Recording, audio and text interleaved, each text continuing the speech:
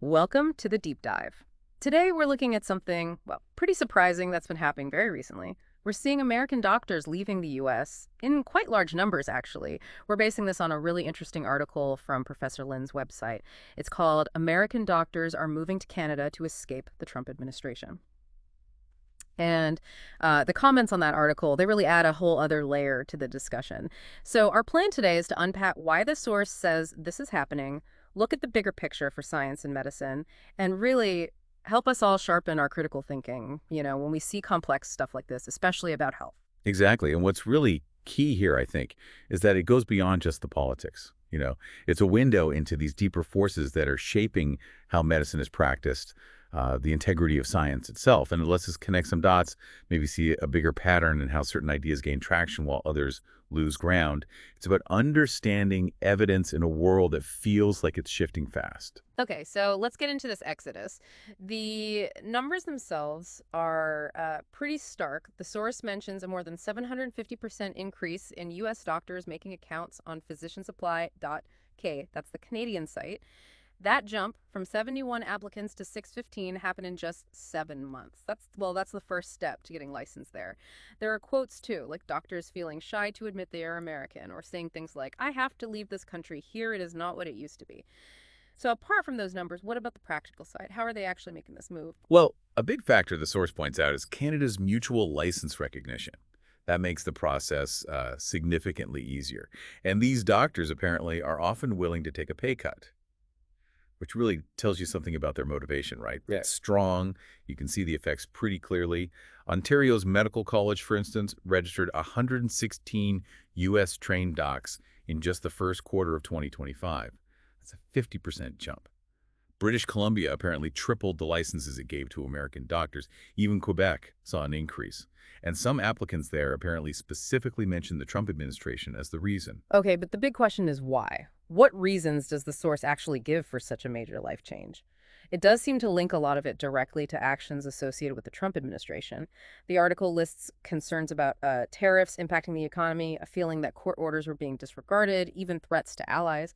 And then on the health side specifically, it mentions things like appointing Robert F. Kennedy Jr. to head a federal health agency, moving pandemic funds around. Right, and things like blocking gender-affirming care, demonizing fluoride, and pretty big cuts to Medicaid were also cited. Yeah, exactly. Now, it's really important we stress these are the reasons cited in the source material.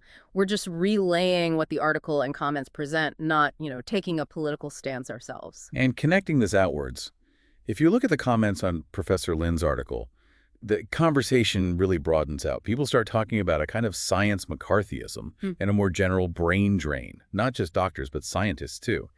It mentions European countries actively trying to recruit U.S. scientists. Programs like Choose Europe for Science, offering relocation money, research grants, guaranteed academic freedom. It suggests there's this active pull trying to draw that scientific talent away from the U.S. Okay, so on one side you have this potential loss of established evidence-based expertise moving out, but then the comments section highlights this almost opposite, really fascinating counterflow, a sort of reverse migration, or maybe a brain gain, but of individuals promoting what the source labels pseudoscience coming into the U.S. Exactly. It's like a vacuum effect almost. One type of expertise leaves and something else rushes in. And the source suggests this isn't just happening randomly. It links it to what it calls a MAA, sort of anti-intellectualism environment. Plus, and this is key, significant private funding. Think Silicon Valley venture capital backing, biohacking type ventures. And of course, a big consumer market here that's receptive to, well, unproven health products. That's where it gets really interesting, the kind of market for pseudoscience. The source gives examples like Asim Malhotra, described as anti-vaccine, involved with MAA action, and apparently facing calls in the UK to have his medical license revoked. And there were others mentioned too. You mentioned LMHR pseudoscience. What exactly is that for people listening? Good question. Yeah, the source brings up Nick Norwitz, saying he promotes LMHR pseudoscience. LMHR stands for low-carb, high-fat hyperresponders. It's often linked to quite extreme diets. And, importantly, a denial of the established science around LDL-C, bad cholesterol and heart disease risk. Then there's Tim Spector, mentioned for selling apparently invalid tests and probiotic drinks, and Justine Chaspe, focusing heavily on glucose spikes and selling supplements the source calls ineffective. So What emerges is this picture. It's not just brain drain of traditional science. It's also the active growth of a market for claims that aren't backed by solid evidence, often fueled by specific funding streams and maybe a less critical environment. Right. So we're looking at this dual situation, established medical and scientific folks potentially leaving, and at the same time, maybe an influx of people pushing health ideas that are unverified or potentially misleading, according to the source. Absolutely. And this whole scenario just underscores, really highlights the need for critical thinking for all of us. It's not just about deciding what to believe anymore. It's about understanding the forces behind why certain ideas, even unproven ones, gain so much traction, especially when established science might be facing challenges or leaving. It means we have to question sources, really try to figure out what's evidence-based versus what's just hype or misinformation.